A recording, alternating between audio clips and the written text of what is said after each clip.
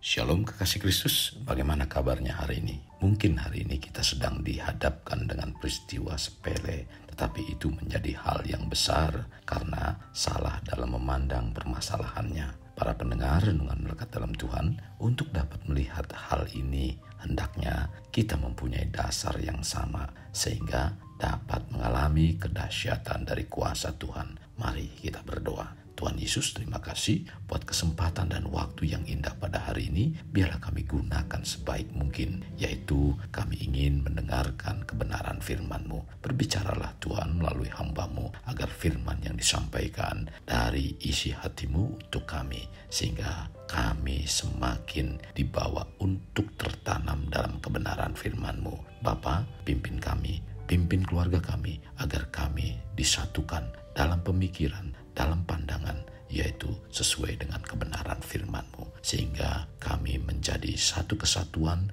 yang seperti apa yang Kau harapkan dalam kehidupan kami. Terima kasih Tuhan Yesus, ini doa kami dan kami mau siapkan hati pikiran kami untuk kebenaran firman-Mu. Dalam nama Tuhan Yesus kami berdoa, amin. Melekat dalam Tuhan bertema satu pandangan. Firman Tuhan terdapat dalam Ratapan 3 ayat 49-50. Demikian firman-Nya. Air mataku terus-menerus bercucuran dengan tak henti-hentinya, sampai Tuhan memandang dari atas dan melihat dari surga. Kekasih, ayat yang baru saya baca adalah isi hati dari peratap mewakili umat yang menerima hukuman Tuhan atas dosa-dosa mereka. Keterbukaan itu membawa pengharapan bahwa setelah dihukum pasti ada pengampunan dan pemulihan. Tuhan menghukum mereka memakai bangsa lain. Ternyata musuh tersebut bertindak melampaui batas. Peratap memohon agar Tuhan sendiri bertindak menyelamatkan mereka dari perlakuan yang kejam oleh para musuh terhadap umat. Tuhan sendiri pasti bertindak adil, tetapi para musuh yang Tuhan pakailah yang bertindak melampaui batas. Tercatat dalam Ratapan 3 ayat 52-54 dan 59 sampai dengan 63. Peratap meyakini bahwa Tuhan pasti mendengarkan semuanya karena Tuhan dahulu sudah pernah menolongnya. Tercatat dalam Ratapan 3 ayat 57-59. Dengan keyakinan itulah peratap mempunyai pandangan dan berjanji memastikan bahwa para musuh pun tidak akan luput dari penghukuman Tuhan. Tercatat dalam Ratapan 3 ayat 64-66. Memang peratap mengungkapkan permasalahan yang real atau nyata yang dihadapi bangsa Yehuda. Tetapi antara peratap dan bangsa Yehuda tidak mempunyai satu pandangan. Jadi peratap dengan bangsa Yehuda pandangannya berbeda. Peratap meyakini bahwa Tuhan pasti mendengarkan seruannya. Tetapi bangsa Yehuda tidak mempunyai keyakinan yang demikian. Sehubungan dengan cara pandang seseorang, biasanya dalam diri orang tersebut memiliki gambar besar dari persoalan yang dihadapinya. Gambar besar tersebut akan terlihat keselarasan bagaimana tindakan yang akan dilakukan dengan apa yang dipercayainya mengenai gambar besar yang ada pada orang tersebut. Dan itu akan menjadi sikap dari pribadi antara realitas yang ada dengan apa yang dipercayai walau belum sama. Pandangan itu akan menjadi dasar bagi seseorang untuk membuat keputusan sehari-hari karena orang tersebut mempunyai pandangan yang besar dan sangat penting. Contoh, ada sebutir apel yang terletak di atas meja. Dari kasus ini, banyak orang yang dapat mengartikannya secara berbeda-beda. Seorang yang ahli tumbuhan melihat apel di atas meja, maka ahli tersebut menganalisa dan menggolongkan apel tersebut dari kelasnya. Seorang pelukis melihat apel di atas meja itu akan dilukisnya karena dari posisi apel yang ditempatkannya dapat memunculkan inspirasi untuk melukisnya. Berbeda lagi dengan seorang pedagang dalam cara memandang apel tersebut. Itu merupakan sesuatu yang mendatangkan keuntungan cukup baik karena apel yang ditaruh di atas meja itu merupakan apel yang berkualitas yang dapat dibeli dan dijual.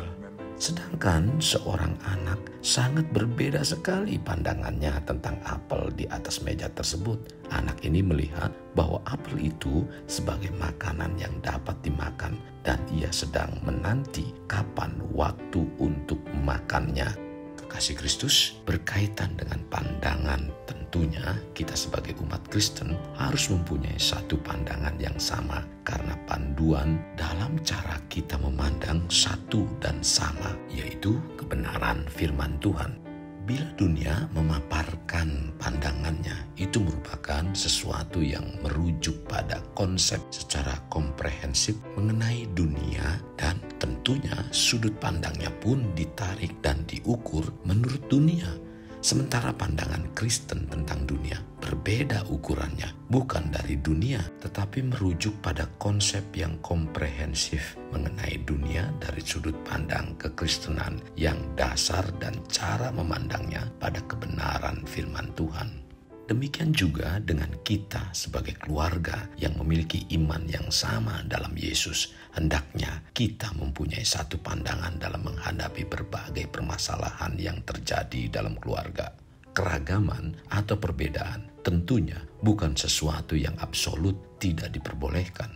Tetapi apabila tidak memiliki dasar dan tujuan yang sama, ini akan sering kali menjadi ancaman bagi kesatuan dalam keluarga tersebut. Karena dari perbedaan yang terjadi, banyak orang cenderung lebih mengedepankan perbedaan. Ingat, perbedaan itu pasti ada, tetapi apakah yang digunakannya pada dasar pandangannya yang sama, yaitu kebenaran firman Tuhan?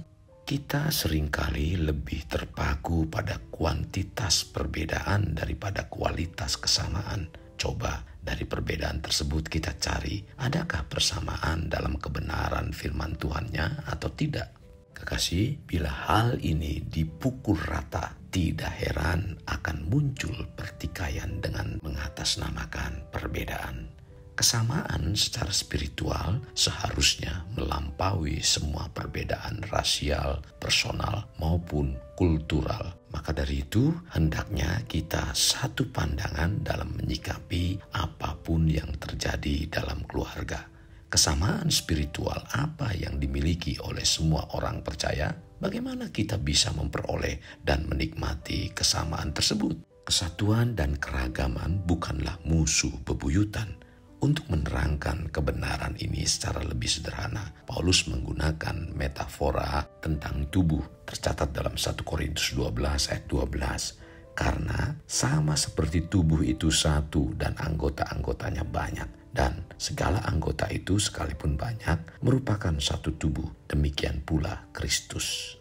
Metafora tubuh untuk menggambarkan kesatuan bukanlah hal yang asing. Sekarang, kalau Tuhan sudah menyatukan kita dalam satu keluarga, suami, istri, dan anak-anak, tidakkah kita mempunyai impian bersama keluarga di mana suatu saat kita menjadi keluarga yang menyenangkan Tuhan?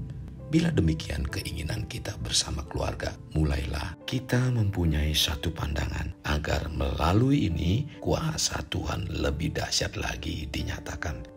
Kekasih Kristus, mari kita alami terobosan hidup. Untuk mengalaminya, mulailah dengan mengenal prinsip-prinsip kerajaan Allah serta menjadi warga kerajaan. Mari kita berdoa. Tuhan, terima kasih buat kebenaran firman-Mu yang disampaikan pada hari ini, di mana Engkau mengajarkan dan menegur kami agar kami dalam satu keluarga memiliki satu pandangan yang sama dengan dasar, yaitu kebenaran firman Tuhan. Maka dari itu Tuhan, pimpin kami secara pribadi dan bawa kami untuk dapat mengajak seluruh anggota keluarga kami agar terus tertanam dalam kebenaran firman Tuhan. Dan ini menjadi sesuatu yang penting dalam kami menjalani kehidupan ini Tuhan, di mana pribadi maupun keluarga mempunyai satu pandangan, karena melewati pemahaman yang seperti ini, yaitu lewat kebenaran firman Tuhan, kami dibawa untuk menghadapi satu persoalan. Kami mempunyai satu tujuan yang sama, yaitu kami ingin dapat memuliakan nama-Mu Tuhan. Tuhan, ini tidak bisa tidak terjadi dalam kehidupan kami, karena itu merupakan proses untuk menjadi kami semakin dewasa, semakin bertumbuh di dalam Engkau. Apapun permasalahannya, biarlah kami mempunyai pandangan yang sama, bahwa itu adalah proses untuk membuat kami dan keluarga menjadi semakin baik dan semakin baik, sehingga kami menerima kuasa kedahsyatan Tuhan dalam hidup pribadi kami maupun keluarga. Terima kasih Tuhan Yesus. Ini doa dan permohonan kami. Kami percaya Tuhan terus akan bekerja dan memampukan kami. Dalam nama Tuhan Yesus kami berdoa. Amin. Kasih Kristus, mari kita akhiri dengan mengedahkan kedua tangan kita. Terimalah anugerah berkat dari Allah Bapa, kasih sayang daripada Yesus Kristus, dan persekutuan dengan Roh Kudus yang mencurahkan berkat secara rohani, berkat secara jasmani, dan berkat secara ekonomi, di mana berkat Abraham, berkat Ishak, berkat Yakub dicurahkan dan dilimpahkan dari saat sekarang sampai Maranatha tiba, dalam nama Tuhan Yesus. Amin. Sampai jumpa di renungan berikutnya. Tuhan Yesus memberkati. Jangan lupa like, share, dan subscribe.